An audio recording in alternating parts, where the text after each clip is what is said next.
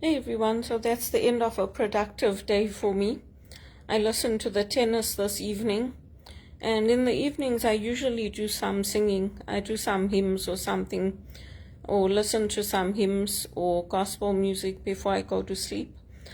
It's a nice way to end the day, and at the Association of the Miraculous Medal, they were doing the novena to Our Lady, Mother of All Graces. So that's nice. And it's nice to have uneventful days. Some days you just need to chill where things go smoothly. So the only message I would give to people who have gone through what I've gone through and what my mother's gone through is that in the end the truth comes out. I remember when we were working at Plaza, somebody was stealing money from them, and Basil said to us, "I don't know who it is, it could be one of you." So we were frightened because we were working for them. Eventually they caught the guy that was doing it. He stole millions from them. He set up his own company. So, when you're working for people, it's frightening. And then the same thing happened when I came to Canada. I was questioned as to whether I was using Jean de Gagne's credit card. You get frightened. You don't want to have problems with people. So it's like a cycle that keeps repeating itself. And it's worse when you don't have a man in your life or a husband or a partner. It really gets to be too much. I didn't think that I would leave Zimbabwe and come to Canada and go through the same thing, but I did.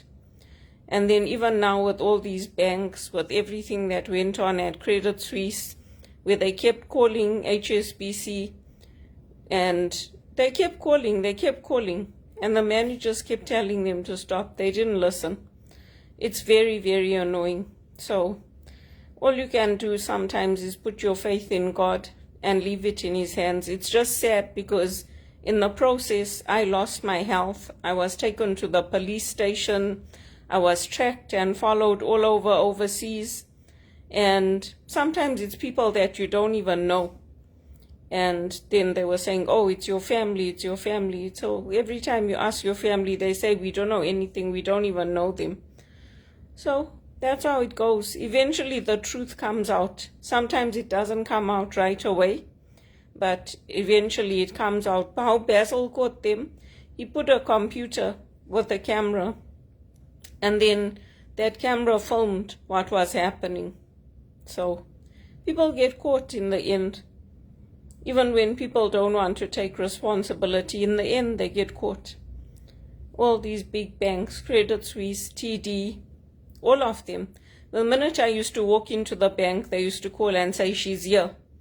So they were putting suspicion on me for nothing.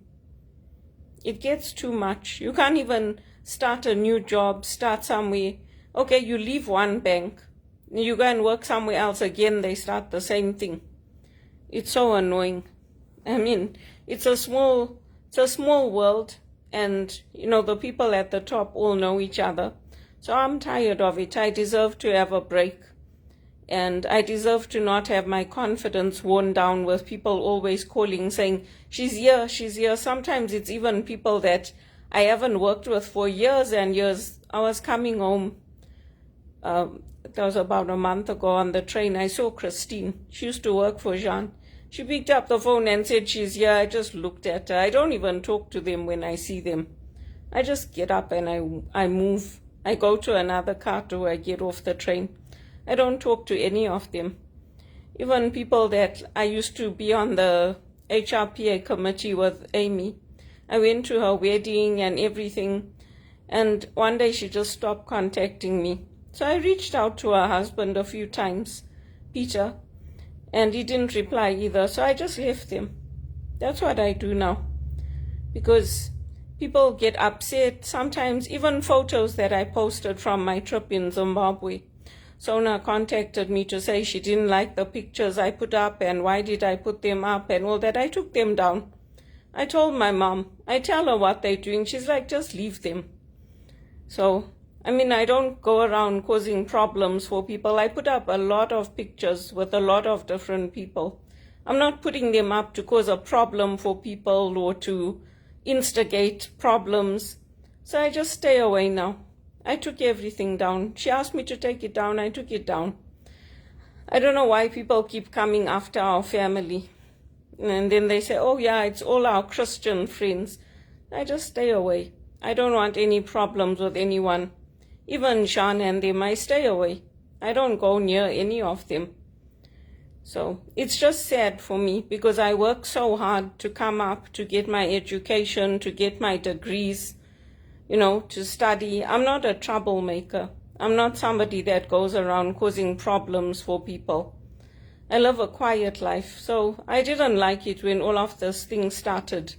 Because it started from the time I came into the country. And I got to the border and they scanned my retina. That first trip we took to go to America. And when I asked the police, who asked you to do this? They just looked at me. They don't answer me. So that's why I don't go to anybody's houses. I don't go visit people even for Christmas and all that. I just go to things like at Regis College, or I go to events where I'm volunteering, things like that. I don't know why. It always seems to be the same thing. I'll do it, and then like 5 years later, 10 years later, they'll come and say to me, oh, why did you do this? I'm like, what? What are you talking about? That was like 5 years ago. So I don't want problems with anybody. I just hope that things will get better for me and my mother. And I hope I'll get a good income coming in so I can buy my own place. Even today I got a package. I get some things from the Marians. So I got a package. I went downstairs. They charged me GST on it. It was coming from America. It's not something I bought from here locally. But the government charged me GST on it. So I paid it. It was $20. I mean, it's ridiculous. It's ridiculous because the things I ordered were from America because I'm a Marian helper. So I get my stuff from them and I ordered from them after 10 years. It's not like I order every day from them. Anyway, it's ridiculous. It's ridiculous. It just never seems to end. If somebody else had gone through what I had gone through, they'd have probably had a nervous breakdown by now. But thank God I've got my faith. And my mother was telling me this last time I went to visit her. She's like, oh, Basil caught those people who were stealing. I said, no, after all these years. She's like, yeah. I said, oh, well, good for them if they caught them. It's got nothing to do with me anymore. I don't work with them. I don't work for them. She's like, yeah, but they were accusing us. I said, the people always accuse us of everything. It started always after my dad died, all this rubbish started. Because they pick on you. When they know that, oh, she doesn't have a husband, she doesn't have a boyfriend, she doesn't have anybody that's going to fight for her. That's what they do. They pick on us. And Mr. Harry used to try a little bit to help us. But there was only so much he could do.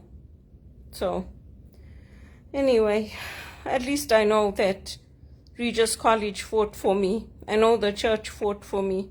Even the sisters. If it was up to the nuns and the sisters, they would take all those executives from Credit Suisse and make them go and have psychiatric assessments. All of them. And TD. Because it's wrong what they're doing to us. They're putting us into slavery and into poverty. Meanwhile, their families are earning millions and coming up in life. I mean, it's ridiculous.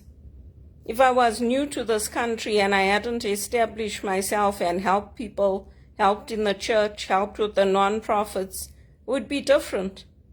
I don't even know who set that thing up to have me tracked when I'm traveling from the time I came to Canada. It's ridiculous. It's not like I had any problems in England or South Africa or anywhere else that I lived. Anyway, I just put it in God's hands. So far, God has looked after me. But it frightens you. My mother reminded me of what happened when we worked at Plaza. I said to her, good if they caught them. They also went through a hard time and lost everything, just like us. So And I'm praying that my name will be cleared and that all of this will stop, because I want to go back to Regis on my own. They told me, you can come if you want, come for the mass. I said, yeah, maybe once I get a bit of confidence back, because it wears your spirit down. You just think like, do these people have not anything better to do than to get on with their own lives, rather to keep focusing on me and tracking me and following me and wanting to know where I am and what I'm doing. I cut my hair, they cut it the same way. I dye my hair, they dye it the same way. It's like, you know what, get a grip.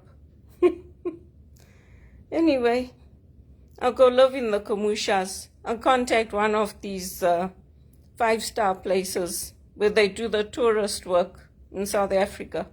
I say, can I come work there with you? I had enough of all these big banks. They think because they got money that people love them. Nobody loves them.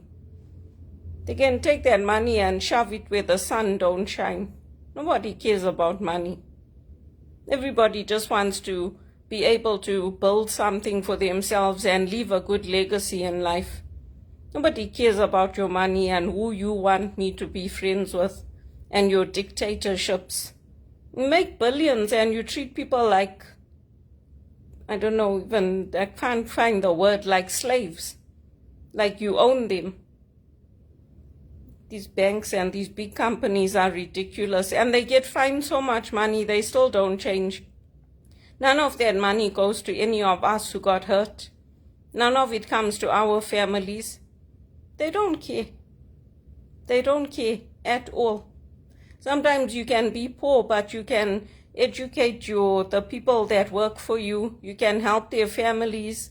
You can help them come up in life. Not like the big companies. They don't care. The more money they make, that's all they care about. And then they say it's tough love. It's not love, it's hatred. Because all you care about is money. That's all you care about.